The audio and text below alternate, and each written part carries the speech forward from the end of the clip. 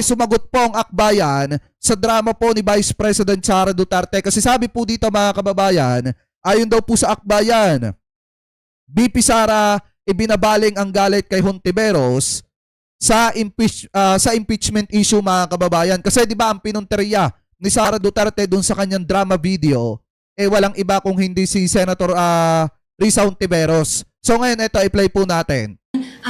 Para bang merong halong... Well, unahin ko na, Paeng, anong reaksyon nyo dito sa pahayag ni VP Sara, mainit-init pa, na pamumulitika, harassment lang itong inindosong impeachment complaint ng akbayan? Naku, Sabadong-Sabado may pasabog ang ating Vice Presidente. Ang tingin namin dito ay para bang merong halong takot na tinatago sa bravado. Nakakatawa nga kung... Siyempre, biruin nyo mga kababayan, sa sobrang kabado ni Sara Duterte, napablog siya Diba? Napablog siya para lamang sagutin yung impeachment mga kababayan ng akbayan na inihain ng akbayan laban po sa kanya. Biruin nyo, sa sobrang taranta ni Vice President, napablog siya ng di oras. Siguro kaya ganun yung mga sinasabi niyan mga kababayan kasi binasta na nung kanyang writer yung mga sinasabi. Alam niyo naman si Sara, di ba, lahat ng ibinibidyo niyan, binabasa niya pa. Kung handa sila doon sa ebidensya, bakit meron pang pa-video message? Parang na-rattle ata si VP Sara at sila yung kinakabahan na baka umusad na naman ng impeachment at makita na finally ang ebidensya na magpapakita na talagang kailangan managot ng ating Vice President. Ama! She doesn't deserve the position that she's holding right now. Sabi mo, may halong takot. Takot saan? O kanino? Naku, takot sa katotohanan, takot sa taong bayan kasi ito na naman at matatapang nating mga civil society leaders na at the forefront of filing this complaint. At ang akbayan andito in our supporting capacity, endorsing the complaint dahil alam natin na ang mamamayan ay matagal nang naghihintay. In fact, over a year na nga na overdue na sagutin ni Sara kung sino nga ba si Mary Grace Piatos at at kung saan nga napunta ang confidential at intelligence funds. Kaya sa totoo lang ay baka lalo na mukhang na-transmit na ng Office of the SecGen sa Office of the Speaker ang aming complaint. We're hopeful na tuloy-tuloy na ang katotohanan, tuloy-tuloy na ang pananagutan. Kasi sa totoo lang mga kababayan, hindi naman natatakot si Sara Duterte sa posibleng kahinatnan ng kanyang impeachment. Alam niyo kung saan siya natatakot? Kaya nararatal siya na maglabas ng video message about dito sa isinampang impeachment complaint ng akbayan na nai-transmit na sa opisina ng House Speaker. Natatakot si Sara na baka pag umusad yung impeachment mga kababayan, especially in the Senate, mabuking lahat ng itinatago po nilang sikreto, especially the bank account. 'Di ba? Yung bank account na sinasabi na nilalamnan at pinapasukan mga kababayan ng pera na galing sa mga drug lord at mga pogo operator. Yan yung kinakatakutan po ng ating Vice Presidente. Kaya nararatal siya kasi pag nakita ng taong bayan yan at may pumapasok nga mga kababayan, may cash flow nga na pumapasok, baka magulat po siya na one time paggising niya o one day paggising niya, hindi na siya gusto ng buong mamamayang Pilipino. Anyway, tuloy pa natin. O kahit yung DD Group, ayawan na siya. But how confident are you na itong isinampang impeachment ay may sapat na ebidensya para ma-impeach siya ng Kongreso and eventually may angat na sa Senado at magkaroon ng trial? Baka nakita po ng ating mga kababayan, yung dala namin, nakatrolly pa nga yung dangkal-dangkal na papeles at ebidensya. May mga videos pa na kung saan kitang-kita yung pagbabanta halimbawa ng assassination ni VP Sara, which is one of the articles of impeachment because that assassination plot is already a betrayal of public trust at culpable violation ng Constitution. So marami po tayong ebidensyang isinama doon sa ating impeachment complaint and we're confident na mas marami pang ebidensyang makakalap once the hearings are proceed. And we're hopeful na hindi lang ang taong bayan, lalong-lalo na ang ating mga kongresista at mga babatas will see the merit of this case and will ensure that accountability will be served. Paeng, kung pakikinggan natin yung mensahe ni VP, tila si Senator Risa Hontiveros yung binabanatan niya, no? Reading between the lines, ano kayang ibig sabihin nito para sa inyo? Ewan ko po, parang gumagawa na naman ng palusot si VP Sara eh. Takot na eh. Hindi niya madepensahan yung serious charges in our impeachment complaint, ay naghahanap siya ng ibang mababalingan ng kanyang galit at para sisihin ang taong bayan. At parang ang napag-iinitan niya ngayon ay ang akbayan at ang aming senador na si Risa Contiveros. Pero sa totoo lang, sana wag na siyang mag-aksaya ng panahon na maghanap pa ng iba. Sabi ni Cesar Tobia, kwentong barbero, malalaman natin yan sa impeachment trial. Kung masasabi pa ng mga DD shit yan. Ibang tao na pagbabalingan para makalusot sa pananagutan at paghandaan na lang yung hearing na paparating. Paghandaan na lang yung impeachment complaint na aming final against her. Malayo-layo pa yung 2028. Pero sa tingin mo ba, may kinalaman na ito, yung pagpapalutang ng pangalan ng senadora, si Senator Antiveros, as a potential presidential candidate sa 2028? At ang alam naman po natin na ang may presidential ambitions ay si VP Sara. Sinabi niya yan several times. Kaya ewan ko ba kung nati-threaten siya, basta ang klaro po sa amin, tumigil na dapat siya sa pagpapalusot at imbis na kung ano-anong ginagawa niyang video o na Saturday morning, ay harapin na niya yung charges. At hindi ang mga mamamayan at yung mga well-intentioned politicians na gusto lang naman ng pananagutan ang kanyang puntiryahin. Pero ang kanyang harapin ay yung mga ebidensya na ating ihakain at hinain na nga. Kasi sa totoo lang mga kababayan, mabigat yung impeachment laban kay Sara Duterte. Biruin nyo, isang trolley yung impeachment laban kay Sara. Kahit pa sabihin ng iba na pagdating ng 2028, pagdating ng impeachment trial, magbabago ang pananaw ng iba mga kongresista kasi masuunahin nila yung political career nila. Eto lamang yung masasabi ko at mensahe ko do sa mga kongresistang yon. Kapag inisip ninyo ngayon pa lang yung political career ninyo, asahan nyo matatalo din kayo pagdating ng 2028 kasi ang taong bayan ngayon gigil na malaman yung mga ebidensyang lalabas kapag nagsimula na yung trial. So ngayon, kung ikaw ay isang kongresista tapos hindi ka sumuporta sa impeachment ni Sara Duterte, malaki ang posibilidad na lumagapa ka pagdating ng 2028. Yan ang katotohanan dyan. In our impeachment complaint. Hindi daw natin makikilala si Mary Grace Piatos according to VP Sara's camp dahil part daw ito ng confidentiality ng ginastos na Intel Fund. Akala ko ba ilalabas? Paano niya igigiit na ilabas na yung katauhan nitong sinasabing mga dubious names sa listahan na discover?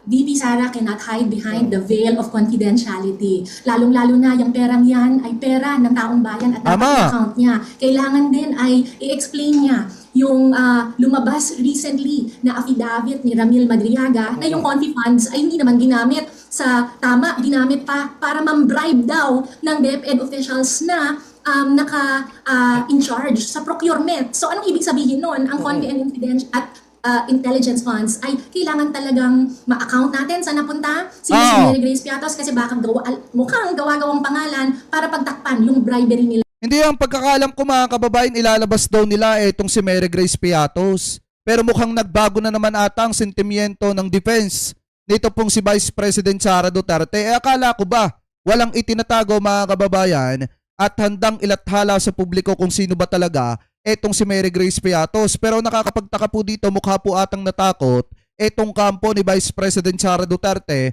na ilabas ang pagkakakilanlan at kung totoong tao ba talaga etong nakinabang ng mga bahagi nito pong confidential funds. Diba nung nakaraan lang, sinabi nila ilalabas po nila etong pagkakakilanlan ni Mary Grace Piatos pero ngayon biglang nagbago na naman at hindi na naman mga kababayan ilalabas etong si Mary Grace Piatos. So ibig sabihin, talagang may pinoprotektahan at talagang may itinatagong ayaw malaman ng sambayan ng Pilipino. Yan po yung katotohanan dyan. Kasi sa totoo lang mga kababayan, pag na-impeach etong si Sara Duterte, siya yung kauna-unahan na vice-presidente na na-impeach sa kasaysayan ng ating bansa. Ano po? Anyway, tuloy pa natin.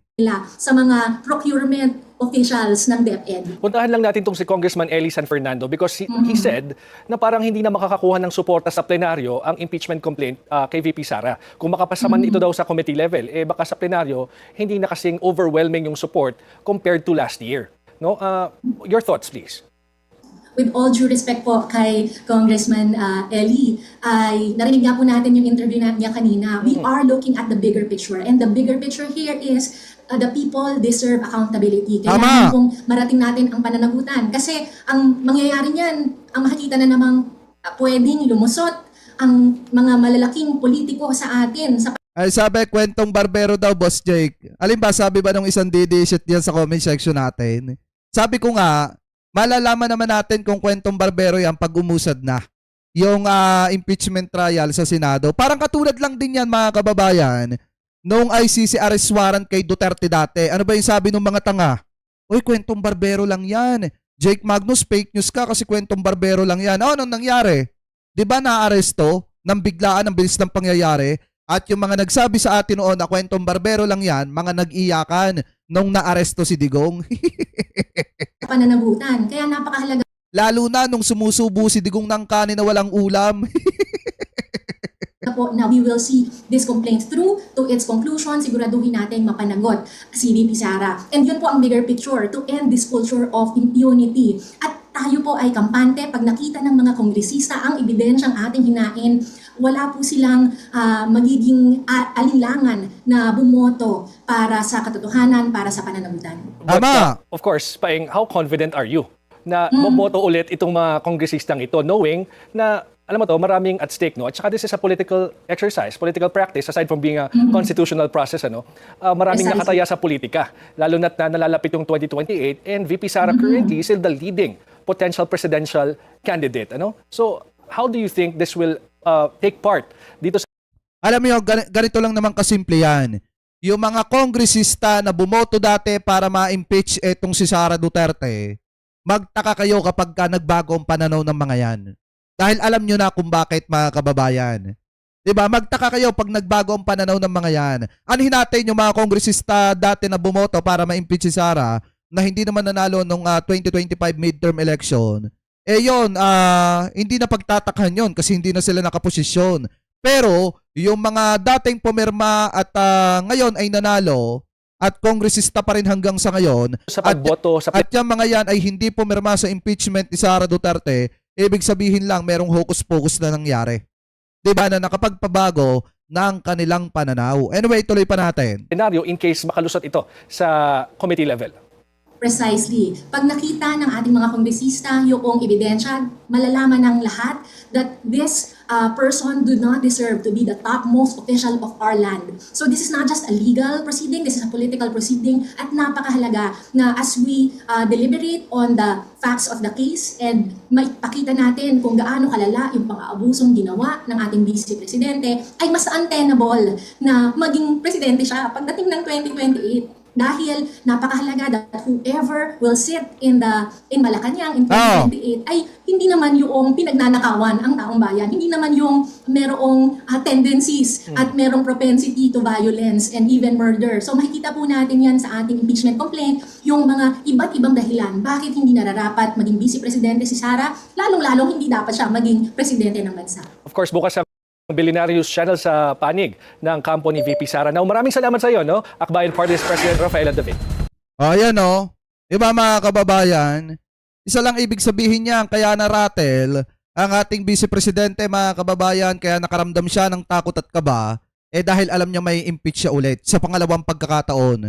Siya yung kauna-unahang Vice Presidente na na-impeach sa Kamara hindi lang isang beses, kung hindi. Pag nangyari na ma-impeach ulit siya, 2 beses, mga kababayan. At malaki ang posibilidad na tuluyang pang matanggal sa kanyang pwesto bilang Vice Presidente. Pero sa akin, mga kababayan, magaling yung klaro tayo kung ma-impeach man siya or hindi. Ang mahalaga lang sa akin, makita natin yung mga ebidensya patungkol po dun sa sinasabing bank account. Patungkol po dun sa sinasabi na paggamit daw, allegedly, mga kababayan, ni Sara Duterte ng pera galing po sa mga drug lord at saka po sa mga pogo operator. Yan yung isa sa pinaka-inaabang-abangan ko, mga kababayan, once na umusad na ito pong impeachment trial ni Vice President Sara Duterte. Kasi ako, kampante ako at malakas ang loob ko na talagang malakas ang kutob ko, mga kababayan, na mai-impeach po talaga yan sa Kamara. Naniniwala ako na marami pa rin talagang kongresista na tapat sa kanilang tungkulin at nakikinig sa hinanain ng mga kababayang Pilipino po natin. So kayo, mga kababayan, ano po ang comment at opinion po ninyo? Hingil po dyan. Comment below na lamang po kung ano po masasabi nyo. Hingil po dyan.